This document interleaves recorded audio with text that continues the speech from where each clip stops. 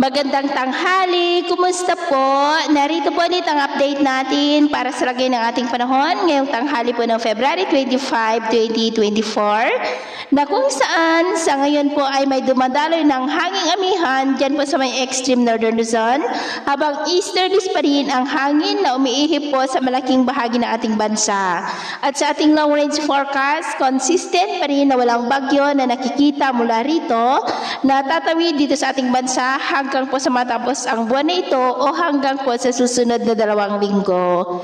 At sa lagay ng ating panahon, ngayong tanghali ay maayos ang panahon sa malaking bahagi ng ating bansa pero may tsansa pa rin ng maulap na kalangitan with isolated rain sa ilang bahagi ng Cagayan Valley, Apayao, Calabarzon, ilang bahagi ng Metro Manila, Oriental Mindoro, Marinduque, Romblon, Bicol, Aklan, Samar Provinces, Leyte at Caraga na posibleng magtuloy-tuloy ang maulap na kalangitan with isolated rain sa mga nabanggit po na lugar hanggang sa susunod na mga oras.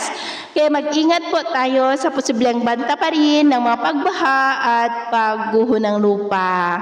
Atin naman pong mga baybayin, dahil po sa amihan at easterlies ay maalon po sa baybayin ng Pagudpod, Batanes, Babuyan Islands, silangan ng Cagayan hanggang dyan po sa may silangan ng Eastern Samar na ang mga alon ay posible po na aabot hanggang po sa 1.6 to 2.5 meters height.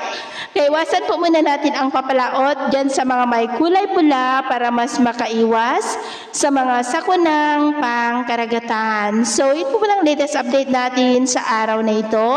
At ako po muli si James na nagsasabing sa kahit anong pagsubok po na darating sa ating buhay, huwag po tayong mawawalan ng pag-asa. Thank you and God bless.